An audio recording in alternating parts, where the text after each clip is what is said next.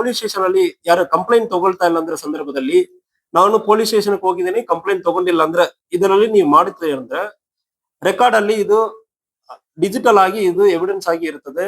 ಮತ್ತು ಇದರಲ್ಲಿ ಏನ್ ಮಾಡಬೇಕಾದ್ರೆ KSP ಆಪ್ ಅಂದ್ರೆ ನಾವು ಪ್ಲೇ ಸ್ಟೋರ್ ಹೋಗ್ಬೇಕು. ಪ್ಲೇ ಸ್ಟೋರ್ ಅಲ್ಲಿ ಹೋಗ್ಬಿಟ್ಟು KSP ಆಪ್ ಅಂದ್ರೆ ಒಂದು ಓಪನ್ ಮಾಡಬೇಕು. ಆಲ್ರೆಡಿ ನನ್ನಲ್ಲಿ ಡೌನ್ಲೋಡ್ ಮಾಡಿ ಇಟ್ಕೊಂಡಿದ್ದೀನಿ. ಇದನ್ನು ಮತ್ತೆ ಓಪನ್ ಮಾಡಬೇಕು. ಫಸ್ಟ್ ಟೈಮ್ ಅಲ್ಲಿ ನೀವು ರಿಜಿಸ್ಟ್ರೇಷನ್ ಮಾಡ್ಕೊಳ್ಬೇಕಾಗುತ್ತದೆ.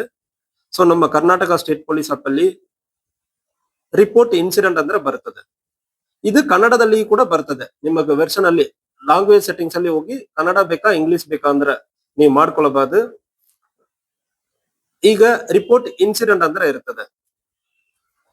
ಎಮರ್ಜೆನ್ಸಿ ಅಂದ್ರೆ ನಾವು ಪ್ರತಿಯೊಂದಕ್ಕೂ 112ಕ್ಕೆ ಕಾಲ್ ಮಾಡಬಹುದು. ನಾನ್ ಎಮರ್ಜೆನ್ಸಿ ಸಂದರ್ಭದಲ್ಲಿ ನಾನ್ ಎಮರ್ಜೆನ್ಸಿ ಅಂದ್ರೆ ಹಾಕೊಂಡು ಈಗ ಯಾರಕ್ಕೆ ನಾವು ಮಾಹಿತಿ ಕೊಡಬೇಕು, ಬೆಳಗಾವಿ ಜಿಲ್ಲೆಗೆ ಮಾಹಿತಿ ಕೊಡಬೇಕು. ಪೊಲೀಸ್ ಸ್ಟೇಷನ್ ನಿಮಗೆ ಗೊತ್ತಿರುತ್ತಂದ್ರೆ ಪೊಲೀಸ್ ಸ್ಟೇಷನ್ ಹೆಸರು ಹಾಕೊಳ್ಬಹುದು. ಉದಾಹರಣೆಗೆ ಬೈಲಹೊಂಗಲ ಅಂದ್ರೆ ಚೂಸ್ ಮಾಡಿದೀವಿ. ರಿಪೋರ್ಟ್ ಇನ್ಸಿಡೆಂಟ್ ಅಂದ್ರೆ ಬರ್ತದೆ. ಸೊ ಇದರಲ್ಲಿ ಇರುವ ಆಕ್ಸಿಡೆಂಟ್ ಆಗಿರಬಹುದು, ಅಸಾಲ್ಟ್ ಆಗಿರಬಹುದು, ಚೈನ್ ಸ್ನಾಚಿಂಗ್ ಆಗಿರಬಹುದು. ಸೊ ಬೇರೆ ಬೇರೆ ಇನ್ಸಿಡೆಂಟ್ ಇರ್ತದೆ. ಒಂದು ವೇಳೆ ಇದರಲ್ಲಿ ಇರೋದು ಯಾವ್ದು ಇಲ್ಲ ಅಂದ್ರೆ ಅದರ್ ಅಂದ್ರೆ ಹಾಕಿಬಿಟ್ಟು ನೀವು ಮಾಡಬಹುದು. ಉದಾಹರಣೆಗೆ ಗಾಂಜಾ ಸೇವನೆ ಮಾಡ್ತಾರಂದ್ರೆ ನಾರ್ಕೋಟಿಕ್ ಡ್ರಗ್ಸ್. ಇದು ಅಡ್ರೆಸ್ ಎಲ್ಲಿ ನಡೀತಾ ಇದೆ ಅಂದ್ರೆ ಬೈಲಹೊಂಗಲ್ ಬಸ್ ಸ್ಟ್ಯಾಂಡ್ ಅಂದ್ರೆ bus stand. Next details of the incident.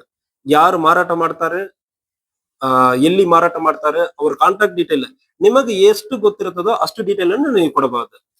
So ಇದರಲ್ಲಿ ಫೋಟೋ ವಿಡಿಯೋ ಯಾವ್ದು ಅಂದ್ರೆ ಅಟ್ಯಾಚ್ ಮಾಡೋದಕ್ಕೆ ಅವಕಾಶ ಇರ್ತದೆ.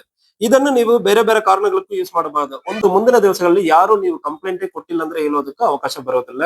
ಈ ಕರ್ನಾಟಕ ಸ್ಟೇಟ್ ಆಪ್ ಅನ್ನು ಉಪಯೋಗ ಮಾಡಿಕೊಂಡು ನೀವು ದೂರುಗಳನ್ನು ನೀಡಬಹುದು. ನಿಮಗೆ ಯಾವುದೇ ಸಮಸ್ಯೆ ಇರುವ ಸಂದರ್ಭದಲ್ಲಿ ಇದರಲ್ಲಿ ರಿಜಿಸ್ಟರ್ ಮಾಡ್ತೀರಂದ್ರೆ ನಾಳೆ ಕೋರ್ಟ್ಗೂ ಹೋಗುವ ಸಂದರ್ಭದಲ್ಲಿ ಕೂಡ ನಾನು ಇಂತಹ ದೂರು ನೀಡಿದ್ದೀನಿ ಅಂದ್ರೆ ಹೇಳುವುದಕ್ಕೆ ಅವಕಾಶ ಇರುತ್ತದೆ. ದಯವಿಟ್ಟು ಈ KSP ಆಪ್ ಅನ್ನು ಉಪಯೋಗ ಮಾಡಿಕೊಂಡು ಸಾರ್ವಜನಿಕರ ಮಾಹಿತಿ ಕೊಡಬೇಕಂದ್ರೆ ಹೇಳ್ಕೊಳ್ತೀನಿ.